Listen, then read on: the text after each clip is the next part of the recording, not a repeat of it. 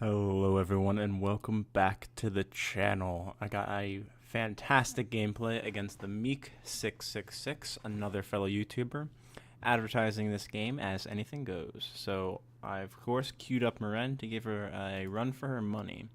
Meek is playing Jeleva, Nephalia's Scourge. I immediately know it's a combo deck because it's the best build for Jeleva that's currently on the market, as it were.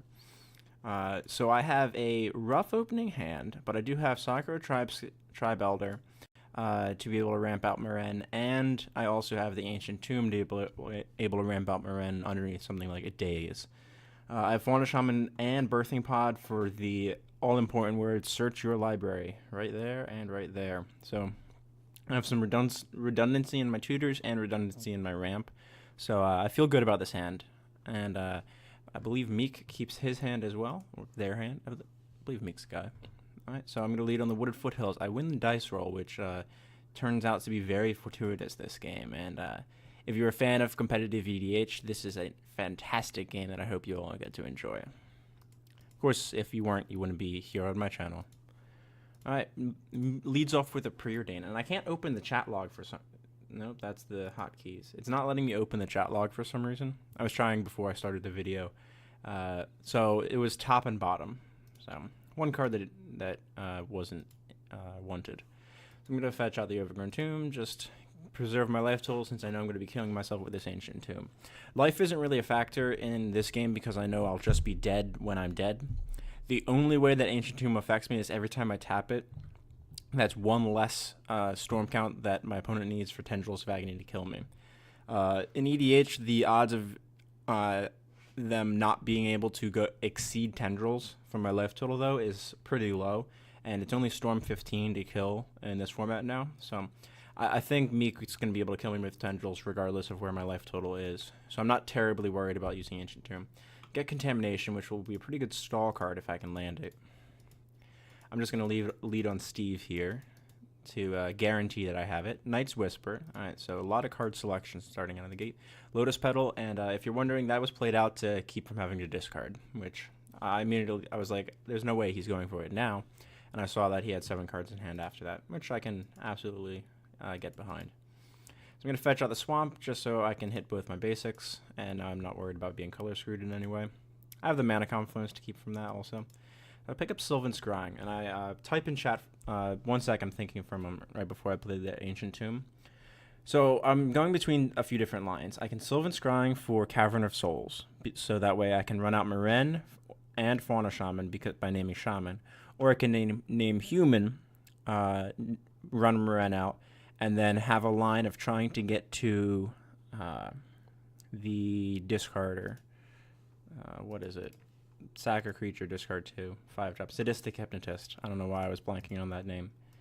Because Hypnotist is also a human, importantly. And I think Human's the better name here, even though I have Fauna Shaman in my hand. My other line is, so I can use Sylvan Scrying to get Cavern of Souls and play towards that line. And play Birthing Pod this turn as well, for no value. My other option is run out Meren here and get back Steve at the end of the turn. I'm playing around Daze, but I'm not playing around Force of Will. That said, I don't get to do anything else. And I'm worried that Meek's going to be able to go off on the next turn. So I really want to get some of my cards in hand down, especially this Fauna Shaman. Because if Meek twists, or Time Twisters or Wheel of Fortunes, I don't mind Wheel of Fortune, the Fauna Shaman, but like Time Spirals or something, next turn, I lose this spicy hand. So I decided to go with the Fauna Shaman and Sylvan Scrying line. And I know it's weird that I played the Ancient Tomb first, but I want to protect myself against Daze at every opportunity.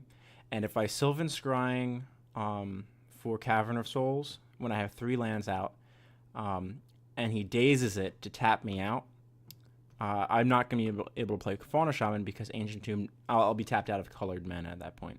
So I'm going to go get the Cavern of Souls here. Just flash that to him and run the Fauna Shaman out, and I'm protected from Daze this entire time. I don't get to play the Cavern yet, so it's risking letting this get twisted away, but at least I have the Fauna Shaman in play. My opponent leads Underground Sea and Dak Faden. All right. So I'm rewarded for not playing Birthing Pod out with nothing to pod away, because I'm sure Dak would have immediately taken it, so I wouldn't have any value. I mean, Meek does get value from Dak Faden immediately instead of taking my pod, so 6 of one, half dozen of the other. Pitches Past in Flames and Hercule's Recall, and we talk about this a little while later. Cracks the Lotus Petal to Thought Seize me, and I think about it for a sec. I mean, there's nothing I can do. I always like to try to guess what my opponent's going to take. He takes Contamination correctly. Contamination shuts him out of the game, especially with Lotus Petal gone, and he just gives me time, and he doesn't want me to have time, because that's how the combo deck loses to Meren, and how Stacks decks in general win. Furthermore, Birthing Pod's not very much of a threat, because I'll get one activation off of it before Dak will steal it. So I pick up a Skull Clamp, and I make a bit of a blunder this turn. So tap out, or tap some mana after naming Human on the Cavern, because I'm decide that Sadistic Hypnotist is going to be my end game if I can get there. Play Meren, and I comment in chat, I just made a huge misplay. I'm planning on playing Skull Clamp and equipping it to Fauna Shaman. I should have just done this first and then hit Dak down to 1. And that would mean Dak can't steal my Soul Clamp coming back also. So I comment, it was a huge misplay, no big deal, I'll get over it. Alright, so I pick Sakura Tribe Elder back up. And this heavy ramp hand actually is a huge payoff for me here. High Tide. Here we go. Dak up followed by High Tide. Pitches the Mental Misstep that I feel like he might have drawn off the Dak, otherwise I'm sure it would have hit the Skull Clamp. Keep me from having that. Fetch out the Islands. Alright, lots of mana. Turnabout their lands. Let me pop out the Graveyard for all of you players who enjoy Storm and watching Storm do Storm things. Nope. Go over there. There we go. Alright, Graveyard for you. Dak's already been used, so... Grim Monolith. Where's the... There it is. I'm not used to having my screen on this small layout. Sorry about that, guys. Chain of Vapors, my Meren. Fine by me. I can replay it. And Time Twisters. And I talk about that for a sec. We talk in chat that Time Twister might not have been the best line there. So let's rewind that slightly. I can't rewind the play, unfortunately. It'd be nice to have a back one play button. But so he had blue floating and Grim Monolith. So he taps Grim Monolith to pay for Time Twister. We were talking in chat that he could have used Grim Monolith and Mana Confluence to cast Past in Flames. No mana floating. And then he would have... the island's tapped because of that Chain of Vapor. These two, after Past in Flames, tap the Watery Grave for a blue, and you get a second blue because he's high-tided once, and high-tide again. So now your islands produce 3 each. And so then tap Underground Sea for whatever, get 4 mana in the pool, and Turnabout lands again. So now he has 1, 2, 3, 4, 5, 6, 7, 8, 9, 10 mana. That leads to the potential of doing either the line of Night's Whisper out of the graveyard from the Past in Flames, and then Time Twister if you still don't hit any gas, or just Time Twister and have 10 mana available, or 7 mana available afterwards, because you can Time Twister off a single island there. So he would be down 1 mana in the pool, but both of these would produce 1 additional mana at that point. So he would be up 1 here, and Storm is all about optimizing lines. All right, Lion's Eye Diamond down, fine by me. Chrome Mox, imprinting, what do we got? Gamble, and plays Yawgmoth's Will, and in response, my opponent's going to crack Lion's Eye Diamond to dump his hand. Wheel of Fortune, Lab Man, Sunken Ruins, and there's the LED that he had. Replay the LED, get some more mana, and wheel the hands away. So I lost the Priest, Evolutionary Leap, that didn't really matter. I see Vampiric Tutor, and I immediately set a stop on my upkeep, because I know I'm going to have to tutor for Sadistic Hypnotist right now, because I have Human, and try to tear his hand apart if I get an untap. And this is just a move that I'm making as Meek is continuing to take his turn. Storm is currently 10. I'm going to move this back over to this side for you. All right. We can clear the commander sections. Make it a little bit more manageable. So, Mana Crypt and Dark Ritual. That was the last spell played. Helm of Awakening. All right. Should have played Helm of Awakening off of Mana Crypt instead of off of Colorless and a black. Or no, off of black. I'm not sure. but could have played it off the mana crypt, saved colored mana. Little plays is what makes Storm tick, really. Little tiny improvements. Toxic Deluge is away my Fauna Shaman. Correctly knowing that if I untap with Fauna Shaman, he's not going to have a hand afterwards, or he's not going to have a very efficient hand afterwards. So I get Mesmeric Fiend, Joraga, Tree Speaker. Fine by me. Chain of Vapor. And this is the other line that we talked about. If he had tapped his Mana Confluence first, he could chain Mana Crypt, sacrifice Mana Confluence, and Grim Monolith. Replay Mana Crypt for free because it's a free spell. Tap it for 2, use 1 of it to play Grim Monolith, which becomes Dark Ritual. I call it Dark Ritual at that point.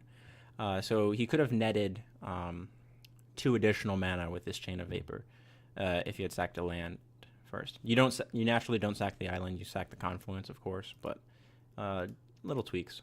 Replays the Mana Crypt, taps mana, and we're going to twist again. So I see a Winter Orb, Imperial Seal, Evolutionary Leap, and Acidic Slime.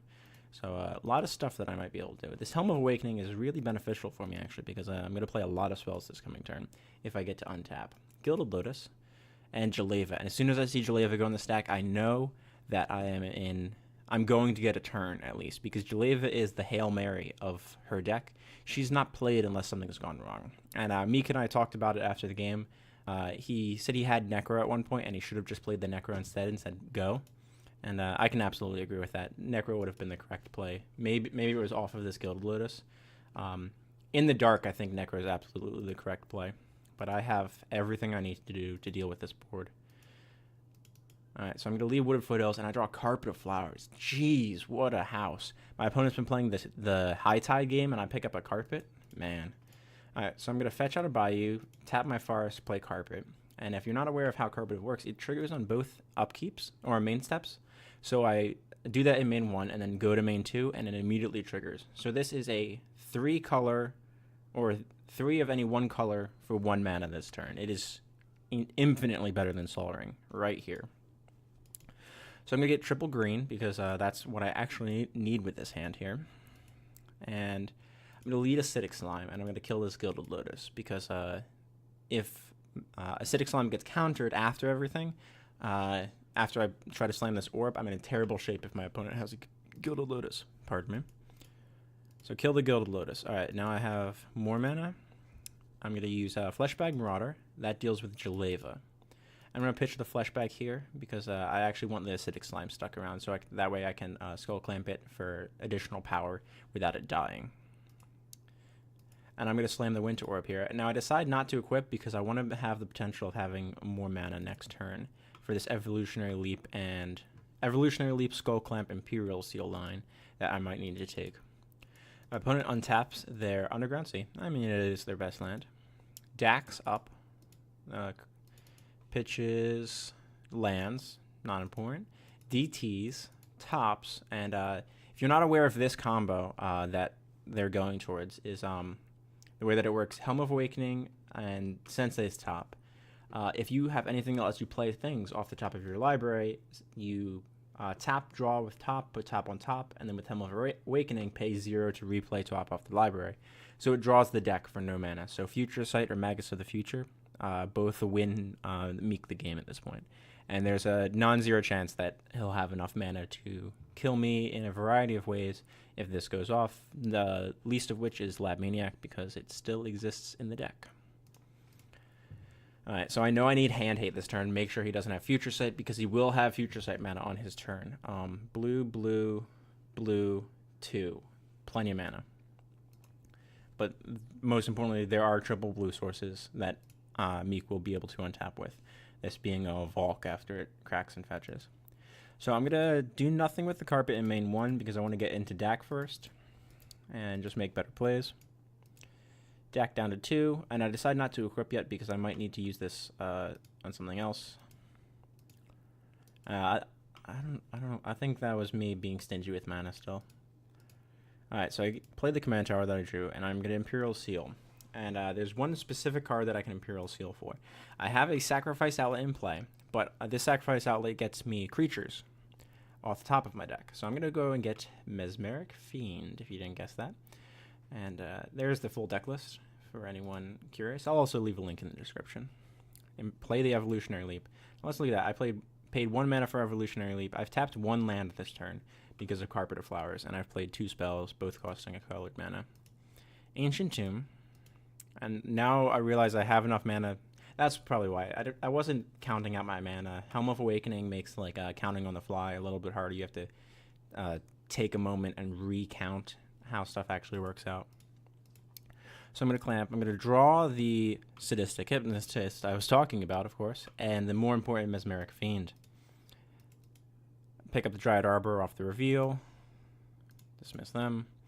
Alright, now I'm going to lead Mesmeric Fiend. My opponent's going to top in response. And this is the desperation play. That I smell desperation play here. I'm going to hit something that he needs in his hand with this Mesmeric Fiend, and he can't afford to let that happen.